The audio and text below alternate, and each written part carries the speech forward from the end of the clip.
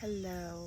If you are here, that means you need help dealing with a very tough situation, a very tough upbringing, something that you couldn't control, but something that you've had to deal with and more than likely has left lasting wounds, lasting impressions.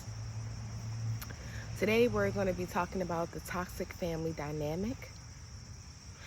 Having a toxic family dynamic, especially in the immediate family, can leave you feeling rejected. It can leave you with abandonment wounds. It can leave you feeling betrayed. It can leave you feeling like you don't have control over your future, over your actions. It leaves you feeling spiritually oppressed every time you do choose to embrace individuality. It can leave you especially feeling isolated, and that at the core of you, something is wrong with you. And I'm here to tell you that none of those things are true, okay? Toxic family dynamics can have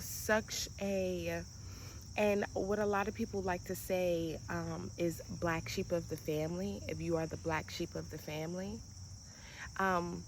But most often in toxic family dynamics, everyone is suffering, right? But let's go to the person who is most often used, abused, left out in the cold, who is isolated, who, sometimes they put through these humiliation rituals, they abandoned. Let's talk about like those people. And if you're one of them, hi, how you doing? It's gonna get better. It's gonna take a lot of energetic work, but it's gonna get better. So first of all, let's talk about the toxic family dynamic. Let's really kind of get into the details. And then once those details surface, I'll kind of tell you how to navigate them, how to bring yourself out of it. And I think first and foremost, what you need to equip yourself with when you're dealing with when you're trying to disentangle yourself from a toxic family dynamic, when you're trying to heal from a toxic family dynamic, is you need patience and self-compassion. Because this, for many of us, is all that we know. It has changed the dynamics of our inner beliefs and of our energetic system to where what we attract is often like our family. So this is why I say it's all we know. You may have friends that's outside of this family. You may have had lovers outside of this family. But more often than not, the more toxic the family dynamic is, the more likely you were just attracting the same people in a different form, right? People who didn't appreciate you, people who didn't cherish you, people who treated you as if you were expendable. So that brings us to the first thing that you can do, the first tool that you need to be equipped with. When you have been told that your energy, your attention, that you just being around is expendable, that they don't need you there. When you've been made to feel unimportant, when you've been left out of events, when you've been left out of decisions, when you've been even left out of the conversation, when you could be having a simple conversation within the family and you could be straight up ignored, or you can be treated as if you don't know anything, your opinion doesn't matter. And it doesn't matter if you have all the wisdom in the world. They will just find a way to discredit that. So whether it's you're the youngest, oh, you're young, whether it's they feel as though a lot of the times the black sheep of the family had to grow up faster and they had to be very independent. So maybe your life didn't look like anyone else's life. A lot of your battles you've had to fight alone, while other people got a lot of public help for their battles, and their battles was kind of blasted, right? Their struggles, things they needed help with. So that's kind of what they'll say. Oh, you ain't go through nothing. You had it. You got this. You didn't really struggle. They'll discredit what you went through because you had to keep it private because no one was listening. Even if you did try to tell them, no one listened long enough. No one cared hard enough to really understand. Sometimes they didn't want to understand. And through that, you begin to feel like, oh, maybe you begin to discredit yourself. Oh, maybe it wasn't that bad. Oh, I could handle it. Oh, yeah, okay. You begin to discredit the pain, right? And this is when we have those hyper independent people, those hyper strong people, which you call the strong friend. The strong friend who has learned from family dynamics that they can't ask for help. That help will not be extended to them. That help will be denied to them.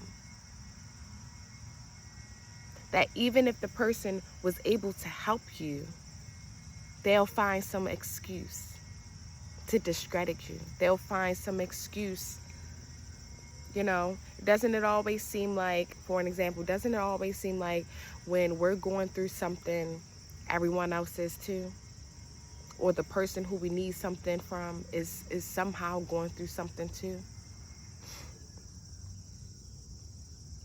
And sometimes they're not. Sometimes they just plain old, or every time you need something, you had just gotten to a minor argument with them, a minor disagreement. And that's another way how you can tell whether something's toxic and whether they genuinely just dislike you.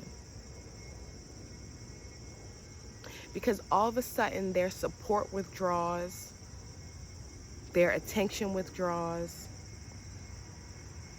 when a minor argument has happened. And many times when we are going through something, that's what they'll use. It just seems to be so coincidental. It's almost like, and it is like this, it's like they can energetically feel it. They can energetically feel when you're about to go through something, or when you're going through something. And usually when you're going through something, you don't immediately ask for help. They can tell.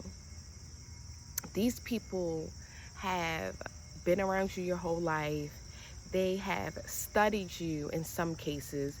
They know when you're going through something. They know when something's a bit off. Just like you can tell when someone's going, they know. They may act oblivious. And that's what a lot of black sheep don't understand. A lot of black sheep think that they hide their mask. They think their mask is so good.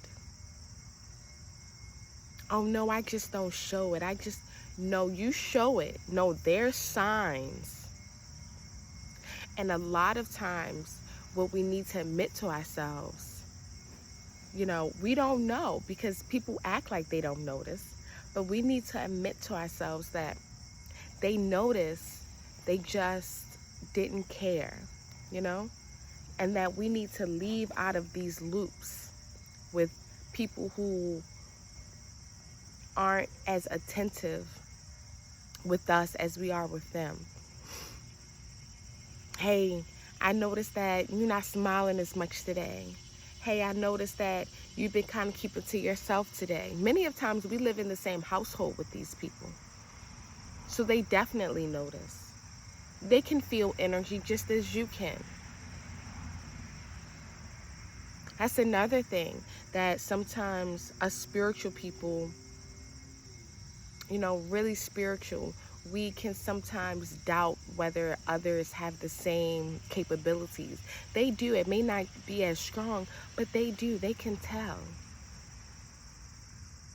So oftentimes we go through life feeling like we have this mask on and no one can see us, and we just parade it so well, but in actuality we're just around people who aren't taking the time to ask us what's wrong, to show us the attention that we need. And so that is an abandonment wound that begins to be created within us. In our times of need, we feel abandoned. We feel like we can't get the support that we need when we need it from who we need it. And yes, if you don't heal those wounds, you begin to attract friends where it feels comfortable. If you're in a friendship that is comfortable to you, that feels like home, but your home is toxic, then that friend is probably toxic. For an example, I had many suitors in college, but I didn't choose any of them that went to my college because, their socioeconomic status, at least their parents, was much higher than mine. And I thought that they wouldn't be able to understand my background and my upbringing. I thought that, they would judge me, as I have been so harshly judged by my toxic family. And I'll get into that too. And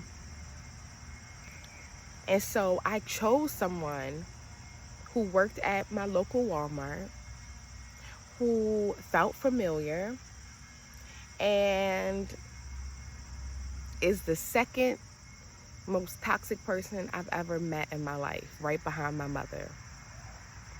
And now I have 2 kids by this person. Don't do it. Don't do it.